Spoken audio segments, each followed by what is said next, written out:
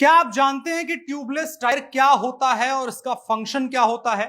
कैसे बिना ट्यूब वाले टायर्स प्रचलन में आ गए? आज के समय में अगर आप देखेंगे तो ट्यूबलेस टायर्स का ही बोलबाला है। लगभग सभी वाहन बनाने वाली कंपनियां अपने गाड़ियों में ट्यूबलेस टायर को बतौर स्टैंडर्ड भी अब शामिल कर चुकी हैं। अब नए वाहनों में ट्यूब वाले टायरों का प्रयोग लगभग समाप्त हो गया है। तो सवाल खड़ा होता है कि आखिर ट्यूबलेस टायर्स में ऐसा क्या था कि उन्होंने अचानक से ट्यूब वाले टायर्स की पूरी तरह से जगह ले ली और सभी कंपनियों ने इसको स्टैंडर्ड टायर के तौर पर अपना भी लिया।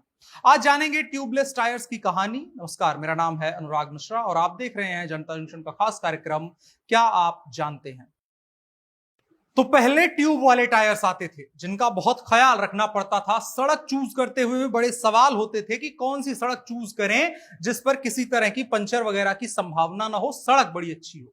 पंक्चर अगर हो गई गाड़ी कहीं बीच रास्ते में तो कई बार बहुत सारी परेशानियों का सामना भी करना पड़ता था।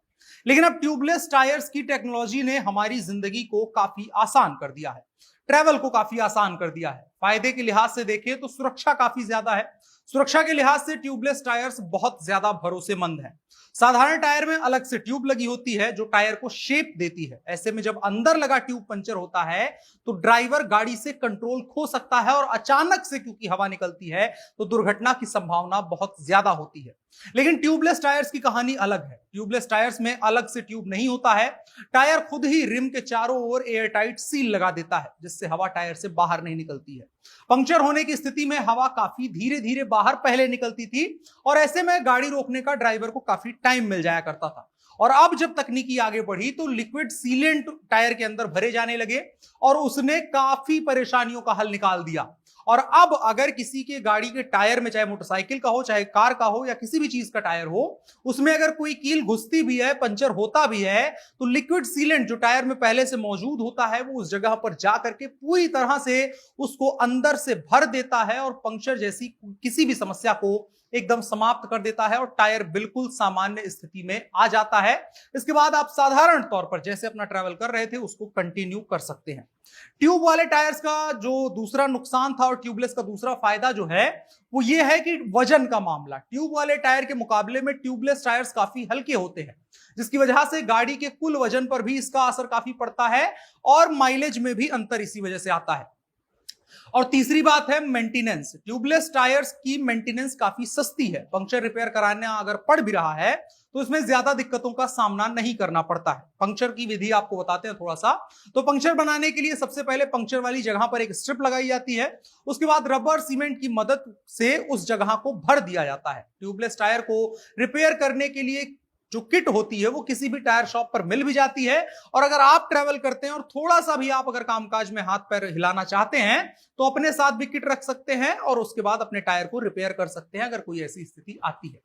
अब अगर इतिहास पर नजर डालें कि ट्यूबलेस टायर्स आए कैसे, तो बड़ी अनोखा इतिहास है और तकरीबन 70-80 सालों तक संघर्ष चलता रहा इस चीज को लेकर के कि किस तरीके से ट्यूबलेस टायर्स बनाए जाएं और कौन सी कंपनी पर यकीन किया जाए ट्यूबलेस टायर्स बनाने के लिए। इसीलिए आप देखेंगे पेटेंट का इतिहास देखते हैं तो अलग अलग तारीखों में बहुत सारे आवेदन आपको नजर आएंगे। 1928 में किलन टायर्स ने आवेदन किया था कि हमको पेटेंट मिल जाए, नहीं मिला।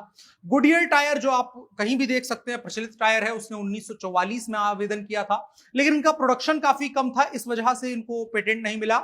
और इसके बाद फ्रैंक हर्जेग ने 1946 में इसके पेटेंट के लिए आवेदन किया और इनको भी जाकर के 1952 में, यानी कि आप देखेंगे तो 6 साल का अंतर आएगा। इस दौरान तमाम टेस्टिंग की गई और टेक्निकल तमाम परेशानियों से गुजरना पड़ा। उसके बाद इसका पूरा पेटेंट अमेरिका में रजिस्टर किया गया। इसके बाद बहुत सारे प्रयोग किए गए अलग अलग स्थितियों परिस्थितियों में और तमाम टेस्टिंग के बाद 1995 में, यानी तकरीबन 45-46 साल के बाद ट्यूबलेस टायर्स को गाड़ियों में इस्तेमाल करने के लिए इजाजत मिली। 2006 में शिमैन और हंचिंसन ने साइकिल के टायर के लिए भी ट्यूबलेस टायर्स की शुरुआत की थी। ट्यूबलेस टायर्स के पक्ष में जो हमेशा एक चीज जाती है, एक तो उनका लाइट वेट होना जो ट्यूब वाले टायर है उनके अपेक्षा, और दूसरी जो सबसे बड़ी बात बनती है वो लिक्विड सीलेंट वाली बात है। क्योंकि नॉर्मल ट्यूब वाले टायर्स में हमेशा ये होता है पंचर हुआ तो उसको आपको रिपेयर ही करवाना है, खुलवाना है।